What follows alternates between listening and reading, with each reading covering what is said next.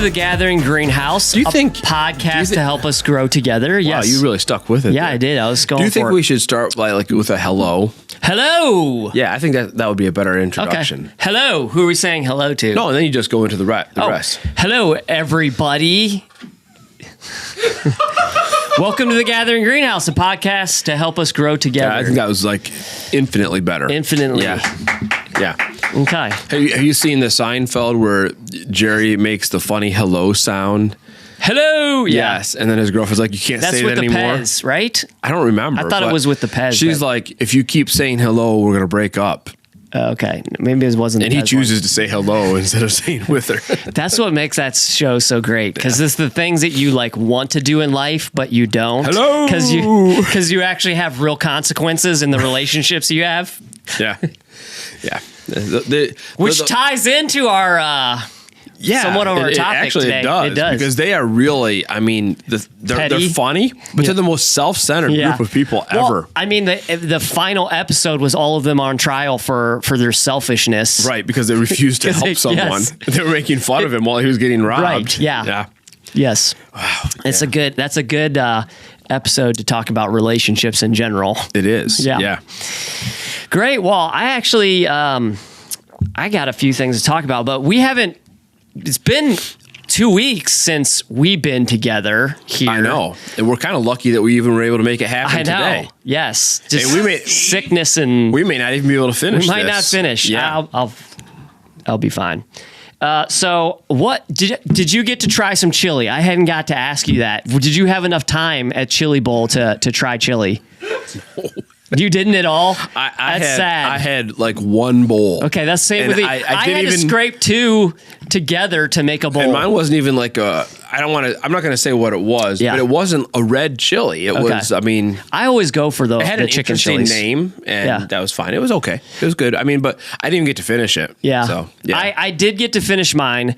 And I almost got to say hi to everyone because I like to go do my rounds around the room. I made it like almost all the way back. And then someone came up to me and said, they are trying to take down our table. There's another group in there trying to steal our table, like from the gathering tables we brought from the church, not Centerville High School's.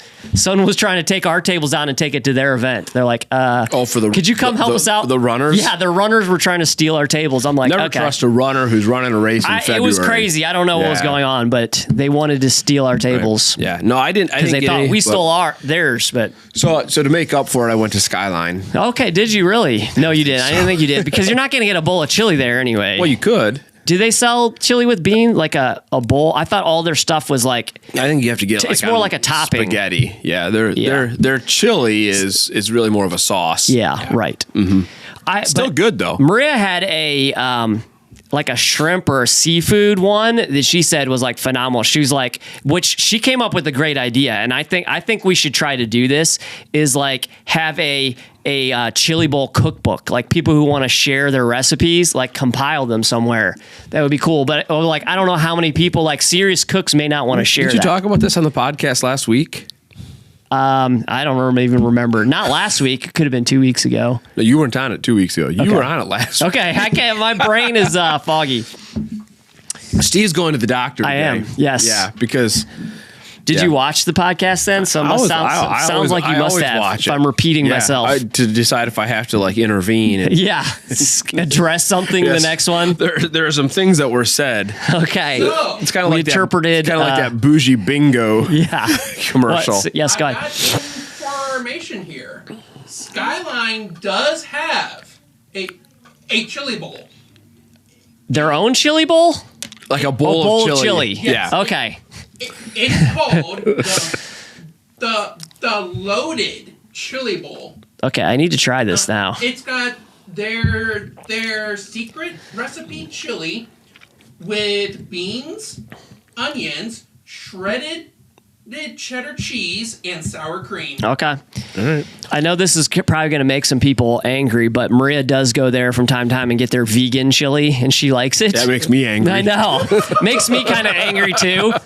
But did you hear the sermon yesterday? Yeah. Well, I heard someone say this, and it makes a lot of sense. The reason fake meat exists is because meat is so good, right? That's a good point. You know, yeah.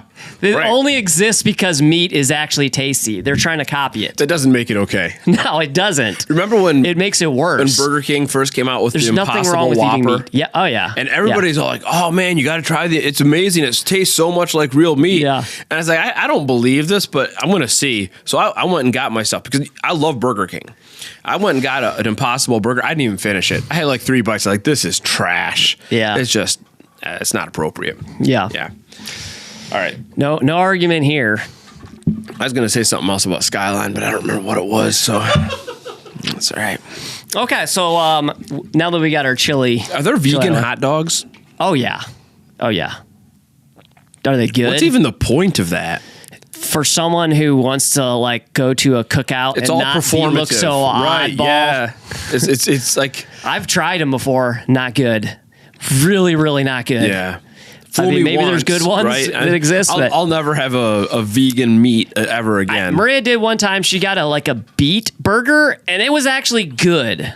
Only one time have I had one because it actually was a little crispy. Was it from Shroot Farms? No, it was from somewhere in Cincinnati, like some restaurant in Cincinnati. I'm like, okay, wow, that was like actually good. But What is it? What does a beet burger even look like? Like, what's it made out of? well, I'm Don't guessing say beets. I'm guessing beets. I what don't. I else? didn't I mean, ask them their recipe. If But it was just a beets, it would be just beets. But well, the like, thing that I liked about it is it was kind of meaty tasting. Once again, it tastes like meat because meat is actually good. Right. And also, it had nice balance of flavor, and it had a little bit of that. Like, I feel like you can't really get a decent char on vegan stuff, and like with the beet burger, you kind of had that crunchy feel to a good I like cooked burger. beets. I have no problem with beets. I just don't want a beet burger. Interesting. I don't know. It might change your mind if you tried it. Burger has like a slight purplish tint Yeah. Well, to it. that makes sense, but I mean, no. I mean, beets kind of have that earthy taste to them, which can work well with. That's like me saying, like, I had a flannel steak.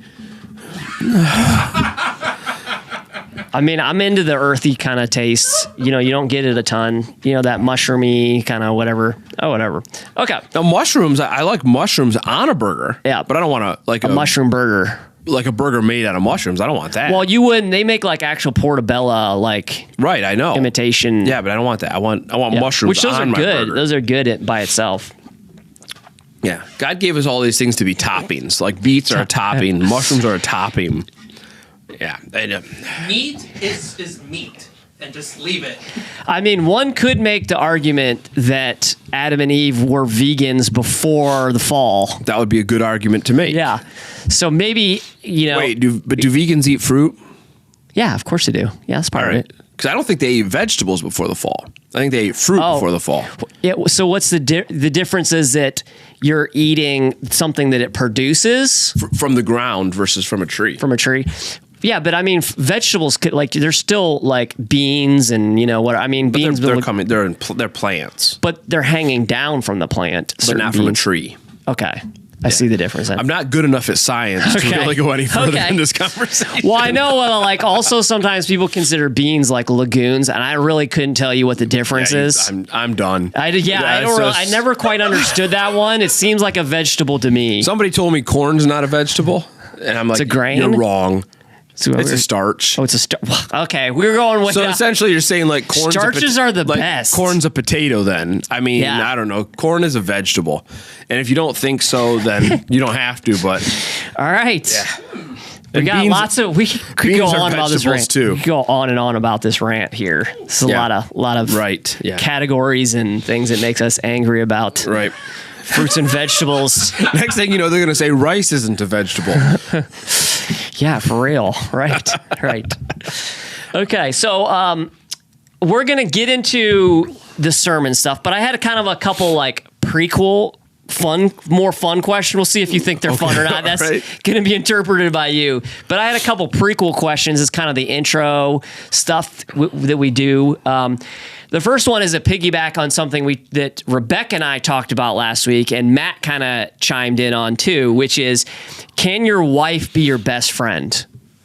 Yeah, I saw that part. You saw that part? Can I be honest? Yeah, go ahead. I thought that whole thread of the podcast was a little cringy. Okay. Yeah. Give us your reasoning. Did y'all see how I use that word the kids use? The kid, yeah. So I think absolutely your wife can and should be your best friend. Okay. So the only best friend though. Well, is it in a different category? Because that's what I think. Best is singular.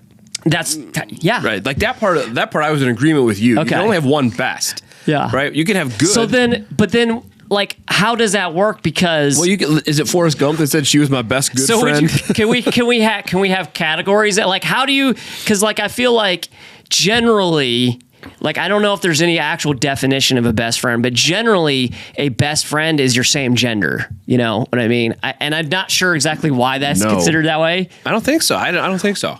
So you could, like, growing up or in school, I mean, you can. Have you not seen Forrest Gump? Yeah. Forrest and Jenny, they were like peas and carrots. Yeah, but once you get married, can you still have a female who's your best friend? Or should there be... It's your spouse. It's your wife. Yeah, I mean, but could you have another... No. Like, let's say Jenny, like, Forrest Gump married someone else, and so does this relationship with he and Jenny have to change? No, this is what the whole movie When Harry Met Sally is about. I never saw that movie, you know... Yeah. No. So, by the way, that is not an approval of that movie, but it's an interesting concept. But, so here's the thing, you know, who is your best friend is the person you most want to be around. Yeah. That's obviously Maria. I mean, in my life. So that's your best friend. Well, but part of the reason I married her is because we had things we enjoyed doing together, like, you know. Well, good. You know, like, I mean, but I'm saying that sometimes you might have to search out those things. You'd meet someone for a specific reason, and you might have to try to find things. But there were natural things that, like, I had been through other relationships, and there's things that, like, I really enjoyed doing, but they didn't necessarily. So we kind of met in some of those things, and we found some new things. Right. I mean, it's much more natural. Being best friends doesn't mean you have to be together 24/7. And it doesn't disagree. No. I'm a people person, so. Well, you like to be with other people 24/7, but you don't have to be with the same person. But being a best friend, I would have no problem being with Maria 24/7. Right. You could, but you don't have to. That's you don't have to do that. It doesn't. Being best friends doesn't mean that you have to always enjoy all the same things, right? So no, it's healthy. That's why I think you should have friends like outside of your marital relationship, and especially men, because they seem to have the hardest time with that. Yeah, so you can have other friends, but when the rubber meets the road, who's your best friend? So like if it comes down to it, like you and Jeremy are really good friends. You guys go on your little road trips for barbecue or whatever. Right? But at the end of the day, if you had 1 hour and left in my life. Well, no, just you have 1 hour and you have to choose, am I going to spend this 1 hour with Jeremy or this 1 hour with Maria? You are going to pick to spend that hour with Maria every time. Yeah. And if you don't, then we need to have a different conversation. No, I do say, I don't think Maria's not the same as me in this way, is it like life is sometimes, I don't want to say meaningless. Anybody else feel like we're teetering on the edge of a counseling appointment here? It's less meaningful when Maria's not involved in it. It's like, so if I go out of town for like business, which I don't really do anymore that much, or like or a road trip with Jeremy, or I still have a good time with him because I do stuff with Jeremy that Maria wouldn't do with me. Now, if I did things that Maria would want to do with me and I do with Jeremy, I'm wishing Maria was there to experience it. Okay, but we do like the barbecue. We already said she doesn't eat burgers or pork or all the really good things in life. That I do those with Jeremy because I want to do those things, but Maria's not going to do them with me, or she's going to make me go to a place where they have chicken on the menu, and it's not always, Well, now, see, I don't know what's wrong with having chicken on the menu. Chicken is wonderful, but like sometimes I want pulled pork, or I want ribs, or I want a burger, like you want to go to the best barbecue place and they may not have good options for someone who doesn't want to eat pork or beef. What's the worst thing in the world is going to a really good barbecue place and they're like, we're out. Yeah, which happens a lot. It does, because that's the whole point, is that they make it that day. It takes multiple days to prep it. Yeah. It's not like they can just throw more in. Yeah. So it's a good place if they run out, but the danger is they might run out. That's the worst. Got to get there early. But so to put a wrap on that. Yeah, I think absolutely your spouse is and should be your best friend, and I think to really figure that out, you think about how would I prioritize? Like, I have friends that I go fishing with. I have friends that I go golfing with. But if I had an opportunity to go for a weekend with them versus a weekend with Marianne, I pick Marianne every time because that's going to be more fun for me. Yeah. Yeah. So, all right. We're in agreement. I may differ on saying I feel like it's a totally different relationship. Yeah. It is a totally different relationship. I think it's outside of the realm of best friend category, in my opinion, but it would be wrapped into that. It's the most important relationship and encompasses best friend. See, now you're being a millennial and trying to redefine words, right? Best means best. If it's your best friend, now if you want to put a category in there, like she's my. I don't know. Rebecca agreed with me. I'm just saying. Well, technically Jesus and so did be the most. Matt is on your side, and he's more the millennial there. Matt just Jesus juked us. He did, right? Yeah. I think you can say, like, I have best good friends, I have my best guy friends, my best sports friends. So you put a category in it, then you can have lots of bests. Yeah. But if it's just friend, you can only have one best friend. If you're saying it in that sense, yeah. I mean, of course, I'm going to pick Maria. Yeah. I hated that part of the podcast last week. Hey, because words mean something. They do. I like words. I know you do. I don't like that they're losing their meaning. That makes me sad. This is sad, David, because words are losing their meaning. Okay. Good. I'm glad you were like that. I think we have time for this next one, or should we just jump right into our Well, go ahead and ask it, and then we'll be quick about it. My question was, what hobbies / interests do you share with your wife? Yeah. So, you go through this period of time when you've got kids, right? And literally the kids become the hobby. Right. Yeah. And you're probably starting to sense that. You're going to sense it even more. See, I'm like anti that, so I fight it a little bit. You shouldn't. I want to have my own identity too, of like. Were you in the sermon yesterday? I was not. I did listen to it. Yes, but I think that this goes back to, like, it's good to have other outlets in life. So I think that's what I more mean of it. That sometimes you wrap yourself so much around your kids when they're gone, then you lose, and you aren't prepping for that. You lose some of your identity. Is kind of what I mean. I don't agree. Okay. I think that is the prevailing psychological theory of the day. I agree. I know that's true. I feel like the prevailing theory of the day is the opposite of that. Is it do everything for your kids? Do too much for them. Well, that's the opposite end of the spectrum. Yeah. But I think and we'll talk about this more when we get into talk about the sermon. Right. The me focusedness of things. I think for us as men. We prioritize. We got to think this through. Where do I find my identity? My identity is in Christ. That's the starting point, right? From there, my identity is as a husband, right? And then my identity is as a father. And now we get to this place of, okay, so now I've got to be careful. I don't want my identity to get too wrapped up in my occupation because I still need to have my own identity. But because my occupation is a pastor, that's my giftedness spiritually, my contribution to the church. And so now it's my identity as a Christian, right? And as a part of a community of faith. And, you have to go way down the list before you get to the place where you say, well, I got to keep my own identity. Because all of those other things are definers of who I am. And I don't want to lose any of those in saying this is who I am, right? So I think we just have to be careful with when we think about identity questions. I think there's a place for us to say, hey, it's okay to have your life wrapped up in being a sacrificial father. Yeah. I think that's a good thing. I think it's, there's about a 4 or 5 year stretch of my life that is defined as me making massive sacrifices of time for my family. Yeah. We're talking 20 hours a week, sometimes more than that, where I gave that up just because where we were in life. I would never want that time back. I think that was one of the best decisions of my life. And so to get back to the original question, I think hobby for a long time it is your kids. Yeah. It's not anymore. The things we like to do, we like to get outside, right? So, take the dogs for walks or hikes. We like to get out and hike. I wish we had like a lot more places to hike around here. That would be fun. But, you can go like not too far from here and find some pretty great places to hike. So, I would say that's probably top of the list for us. We like to eat together. We like to try new places to eat. There's a few other pursuits, like, we're not like big concert goers, but there's a few music type things that we enjoy doing. So those kind of things. We play a little bit of pickleball. Okay. Yeah. Fun. Yeah, that's fun. We lost our pickleball partners though. They moved away. Oh, that's good. So we're taking applications right now. I know a couple I could connect you with. Oh yeah? Yeah. Okay.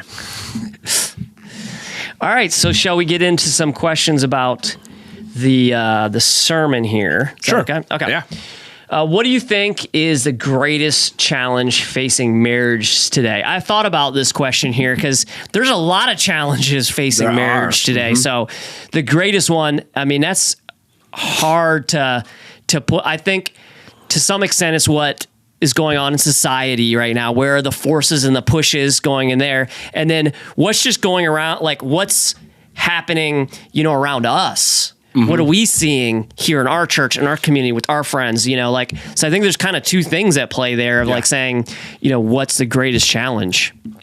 What do you think it is? So I thought about that, and I thought that the biggest challenge to me is that just the sacredness of marriage, of the that people don't say. It's like when you take your vows, that is an actual, I am saying that with all of my being. Mm-hmm. Those aren't just words. This is a commitment that no matter what, I'm committing to make this work. I'm committed to the tough questions. I'm committed to when we have a little bump in the road, to working through that and not saying, I'm going to throw in the towel. Or a big bump in the road. Or a big bump in the road, right? Mm-hmm. Of saying that, no, when I made that commitment, it's actually a commitment to make this work no matter what. Yeah. So I think, to me, that's the greatest challenge to marriage. And I don't really think that changes over time. Nope. But I think it's gotten worse because of just people don't have the same commitments that they once had. Commitments don't mean as much. And I feel like I'm also just a very loyal person in general. So I have a high regard for that, for loyalty. Mm-hmm. But I think, to me, it's like you can get through a lot of bumps in the road if you're saying there is no turning back. There's only moving forward. That is the only option, is for you and I to move forward. And we're just going to that's gonna be tough sometimes. Yeah. So I agree with you. I think my answer is related to that, and it would be self-centeredness, because I think that's where that lack of commitment comes from. Yeah, is this idea that somehow my well-being gets elevated above the well-being of the couple. Yeah. Right. So we talked briefly about this on Sunday. We'll talk more about it on this coming Sunday. That at the core of marriage in God's plan is oneness, right? The two shall become one. And what does that actually mean? What does it mean for me to no longer be me, but to be melded into we? Mm-hmm. Because that's really what it is that I do give up my identity. I mean, so another Seinfeld episode, you have the George, where he's got the two different Georges, and I don't remember what they actually are. The Bizarro World one? No, he's got like friend George, and he's got other George, like George that's with Susan, and George that's with his friends, and the two can't cross. Oh, yeah. But then Elaine becomes friends with Susan. Right, yeah. And George is screaming, the worlds are colliding. Yeah. So that's, I think a lot of people carry that idea into marriage of there's going to be married me, but the old me, the single me, is still going to have an identity. Yeah. And so I'm going to spend, 2/3 of my time as married me, but there's that other third of my time that I'm going to hold on to all of my old stuff. So I'm going to keep my old friends. I'm going to, keep my old, pursuits. We're going to keep our finances separate. Yeah. Go on down the list. That self-centeredness really begins to erode at the foundation of a marriage, so that I can always leave this we to go back to the old me. Yeah. And I think as long as you're holding on to that, it's going to be really hard to make that marriage work. I mean, we could play out how self-centeredness works into marriage in other ways, right? Like, I'm elevating myself over you. I'm not willing to sacrifice for you. I'm not willing to submit to you. All those kinds of things. Putting myself first really is detrimental in a marriage. Yeah. I mean, there's a whole lot of other questions that can go with this, but I think they go with the more of like the divorce series possibly than this, because it's more of like when have you worked enough that then you can be able to say, okay, what are the circumstances involved in it? You know, like, because divorce happens, right? It does. And it's working through some of those issues of saying, you know, where does that lie? And like, I mean, you do with the tough topics, honestly, I think you do the best job with those. I know that's like a backhanded compliment, but I really do think that you handle the tough topics really well. And like, to me, to dealing with the topic of divorce is like, well, it's really dealing with the topic of how do you have a good marriage and work your way back. You know, like if you're doing, it's like, you know, worrying about losing your salvation. If you're have a good relationship with Jesus and you're doing the things he's called you to do, you should never have to worry about that ever, right? Yeah. I mean, so here's the thing about divorce. I'll give a teaser. Yeah. Sometimes God allows things that he doesn't approve. Yeah. Right. And so divorce is not a part of his plan, but he does make allowances for it. And we'll talk about that on Sunday. But my answer to the initial question, how long do you keep at something? Yeah. Right. Because there are situations out there where you have one spouse who's working at the marriage and one spouse is not. Yeah. And what do you say to that spouse that keeps working and working and working and the other one's not? You know, when is enough enough? Yeah. And I think that's a multifaceted answer, but it starts with, well, when did Jesus stop working? Right? When does he stop working to bring us back to himself? How much do we reject him and he still pursues us? And so there's a place where I would say to anybody, you can work at a marriage as long as you want, right? Because Jesus does. And I have a friend who this was his story. He got into a marriage and they went through really tough times. And I remember him coming to me and saying, what do I do with this? And I said, look, I'll give you two answers. One answer is, you can stick with this as long as you want. You can work at it as long as you want. But on the other hand, if you're asking me, what does the Bible say? Does it give me an out? It does, right? You could leave this marriage and be okay based on what the Bible says. And he said, I don't want to do that. I want to stick it out. Yeah. And have a beautiful marriage today. Yeah. So it can happen. And at the same time, the Bible does allow for some situations where it says this is a place where it's actually okay to get out. Right. Yeah. So there's going to be, I'm sure I have a lot more questions, but I'm going to save them for the one. Maybe we'll dig into them next week. Dig into them next week, because I think there's a lot of good discussion around that, because it doesn't matter if you're a Christian or you're not a Christian. The statistics are really bad as far as statistics lie. Well, I'm saying as far as like divorce rates. Yeah. That's true. But so getting into some of those things of like, why is that the case and what, know, but I don't want to bring that up. Yeah. There's a lot of things that I've thought about. I do think that divorce numbers are trending down, but I don't think that's a good thing. Okay. I think they're trending down because fewer people are getting married. Yeah. And they're taking longer to get married too. Okay. Let's move on. Yeah. Cause I think that's an interesting topic, but okay. Was there anything you didn't get to talk about on Sunday that you wanted to talk about, because you took a lot of time on Sunday? I did. I talked for a long time. There's always... Whenever I see the kids ministry people poking their head out, is he still going? They don't know what's going on back here. I didn't really go to lose that it. You didn't. Over. But you didn't. But we had a... You usually are right on time, and I did see second service. Right when you were like finishing, there was a whole bunch of people who just exited. Yeah. Well, I think they were maybe that's more about the content than the length. No, I thought that like people who come to the earlier services generally they come there because they have something going on right. There's always a population that has to do that. Maybe they got to get to work or whatever is going on. But when you finished, but you held them all the way to the end. So I think they really wanted to hear it, but they're like, I really got to go. Yeah. So I think there were a couple of things that I didn't get to talk about, and I won't get to talk about. Yeah. And I won't even talk about them here. Like one of the things was I wanted to spend more time talking about, if you're looking to get married, what should you be looking for? Yeah, that would have been good. That would have been good. And maybe that's something that we'll circle back to eventually, because I think it's an important thing to talk about.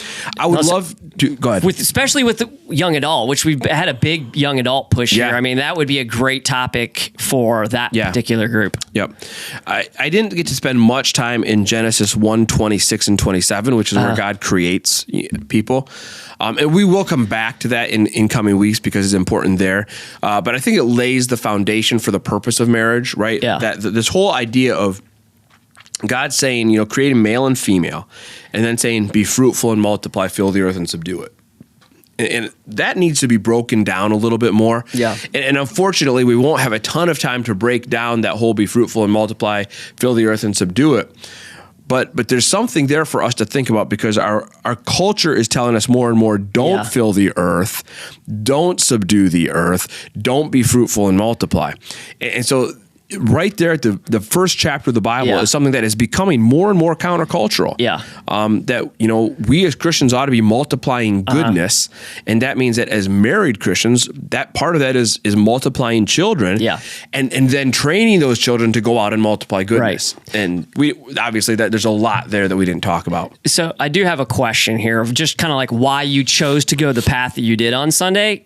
I think it was good, but I was curious. So why didn't you just start in the New Testament? Why did you start in Genesis and work your way through on design and sin and male and female relationship, and then get into some of the New Testament stuff? So because the New Testament, what it teaches about marriage has to be understood in the context of this is how we unwind evil, right? This isn't like God saying this is the ideal. It's God saying this is how we fix things in a less than ideal world. So when he gives commands like submit to one another and sacrifice for one another, that's necessary because we're so imperfect. And I think it's important for us to understand that goes back to Genesis. And, I spent a lot of time talking about shame and intimacy because I think that's where a lot of marital struggles happen. And I wanted people to understand, and because it was such a long sermon, and maybe I didn't tie things together as well as I would have liked, that submission and sacrifice, that is the answer to shame and lost intimacy.